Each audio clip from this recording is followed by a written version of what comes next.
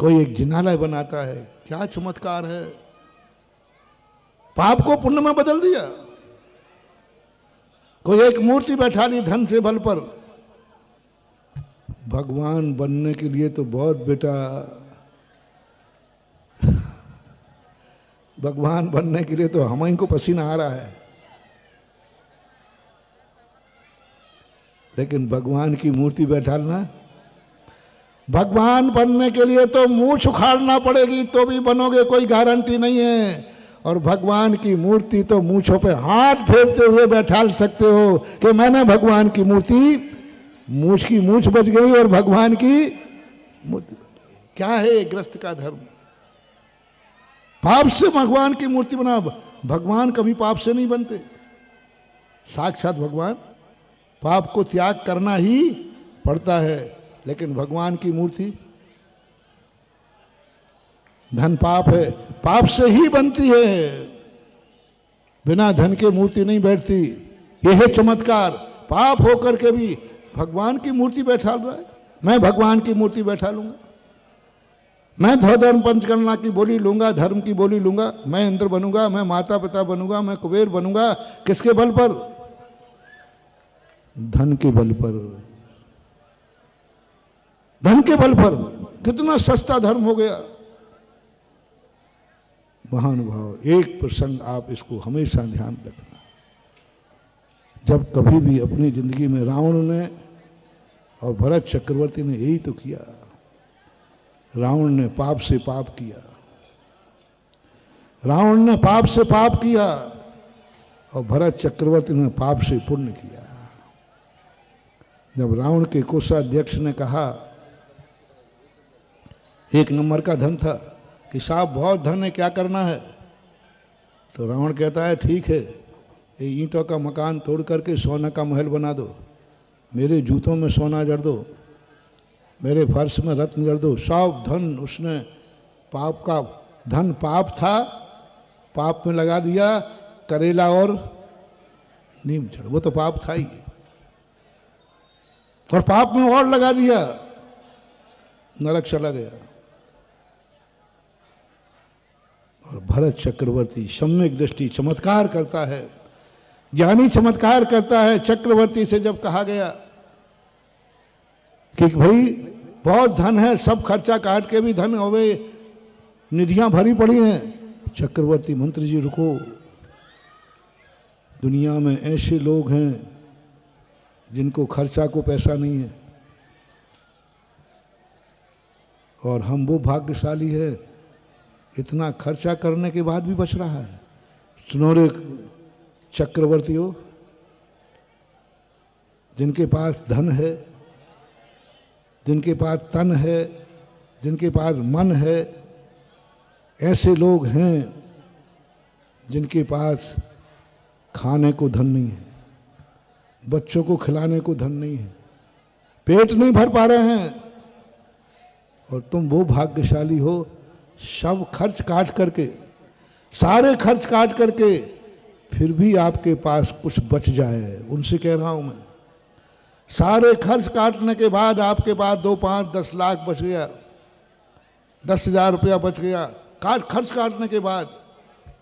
Motivation, जब भी तुम्हारे पास 2 रुपया बचे, उसके लिए में आज का प्रवचन है, हाथ पे रख के सोचना, हे भगवान तेरी इतनी कृपा, दुनिया में ऐसे लोग हैं जिनके खर्च के लिए भी नहीं है, और मेरी किस्मत इतनी है कि खर्च के बाद भी मेरे पास 2 रुपया। बस उस समय की बात करता। चक्रवर्ती कहता, मंत्री इतना खर्च होकर सब मेरा महान महल बन गया? बोले साहब 84 खंड का बन गया, मेरे सब परिवार के लोगों को सबकी सुविधा, किसी को कोई जरूरत, बोले साहब सबको पूरा कर दिया। रानियों को 94,000 रानियां हैं सबके, क्योंकि इनकी पसंद कभी पूरी नहीं होती, तो इनकी सब रानियों के खुश हो गए कि नहीं? बोले सब रानियों ने कह दिया बस अब इससे ज्यादा नहीं चाहिए। रानियों को मन की, बच्चों के मन की, रिश्तेदारों के मन की, 6 खंड का राजा कोई दुखी तो नहीं है? 32,000 राजाओं मुकुटबद्ध में कोई दरिद्र तो नहीं, कोई गरीब नहीं? बोले साहब कुछ नहीं। इसके बाद भी बच रहा है। मंत्री जी सोचो सोचो, मैंने पूर्व भाव में कितना पुण्य किया है। एक वो भी इंसान है जिसको खर्च के पैसे नहीं हैं, और एक मैं भी इंसान हूं जो खर्च के बाद भी बच रहा है। ध्यान रखना, इससे पाप नहीं करना, इसको गलत कार्य में नहीं लगाना। ये जो बचा हुआ धन है ये धर्म का फल है, ये पूर्व भाव के दान का फल है, इसको पाप में नहीं लगाना।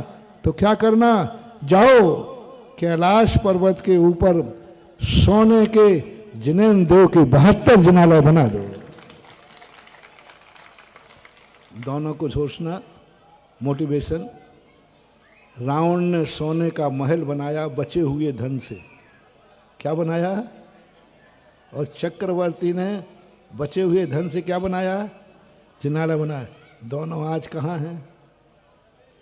एक नीचे पड़ा है, खाने के लाले पड़ रहे हैं, और एक 7 राजू ऊपर सिद्धालय में अनंत सुख भोग रहा है। ये पाप की कमाई, पाप से पुण्य की कमाई देखो कैसे कमा लिया, पाप से पुण्य कमा लिया। धन पाप था, उसने कहा बनाओ सोने के मंदिर, बनाओ रत्नों की मूर्तियां। पुण्य का पैसा आया है, पुण्य से आया है, पुण्य में जाएगा। भली धन पाप है तो क्या हुआ, पाप रूपी धन भी पुण्य से आता है, उसे पुण्य में ही जाना चाहिए। अनंत सुख भोग रहा है, भोगा दानात। समंतभद्र महाराज कहते हैं जितनी भी भोग सामग्री है, भोग में सब आएंगे, मकान जायदाद कपड़े सोना चांदी आभूषण सब, घोड़ा गाड़ी, ये सब भोग में आते। और ये सामग्री दान से मिलती है।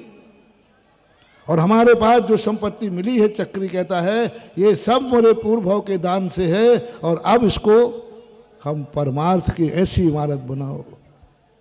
महानुभाव, ये तीर्थ क्षेत्र क्यों बनाए जाते हैं, कान खोल के सुनो, भगवानों के लिए नहीं। अब ये तीर्थ क्या है? कॉलोनी में कितने मंदिर बनाओगे? कॉलोनी में कितने मंदिर बनेगा?